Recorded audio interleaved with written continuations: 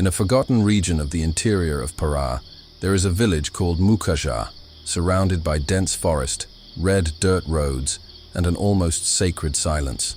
But first, if you like dark tales and stories, click the like button, subscribe, and turn on notifications. The residents live as if time had stopped, without internet, without constant power, with wooden houses that creak even when there is no wind. But it is not the rusticity of the place that impresses. What makes Mucajá feared even by the bravest is the presence of an ancient indigenous cemetery, considered cursed for generations. What makes the place even more frightening is a legend that no one dares to defy. The cemetery moves. Every year, between November 2nd and 5th, the graves change places. Crosses appear in different positions, and bodies that were buried decades ago simply disappear, as if they had never existed. Many say that the dead there refuse to rest, and so they are always looking for a new space or new bodies.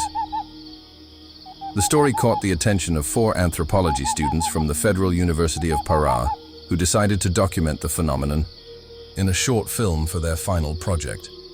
Their names were Icaro, the stubborn leader; Rafaela, the skeptic of the group; João, the most spiritual; and Daniel, who insisted on recording everything with his old, noisy camera. Upon arriving at the village, the residents refused to give them any information. A sickly-looking man approached them at dusk, speaking almost without moving his lips. "If you enter the cemetery tonight, you won't leave with the same souls."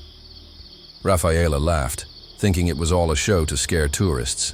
But Daniel began to capture something strange in the air, a feeling that the place was alive, breathing, and watching them. They decided to spend the night in the cemetery with their equipment: flashlights, video cameras, motion sensors, and audio recorders. At 10 p.m., they began to hear distant sounds of rattles and drums, even though there was no one around. At midnight, the air became thick, as if an invisible mist had descended on the ground.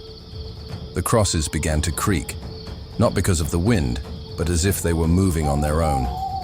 Icaro, who was trying to keep control of the team, pointed the flashlight at a grave they had seen hours before, and it was no longer there. In its place, there was an open hole. From the bottom, a guttural, deep, almost human sound, as if someone were breathing inside. And then came the voice. Not in Portuguese, but in an ancient indigenous language, sung in a melancholic and threatening tone. The cemetery was waking. Up, João was the first to run, in a state of panic, screaming that something had entered inside him. His eyes were completely white, as if they had rolled inward. Rafaela screamed his name, but was pulled into one of the newly appeared graves. Daniel filmed everything, trembling, until the camera fell to the ground and the image froze on a cross that dragged itself towards the center of the land.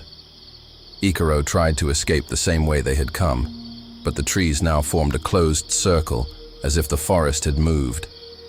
He walked for hours, screaming, until dawn, and realized that the village was no longer there. In the place where Mucajá used to be, there was only forest.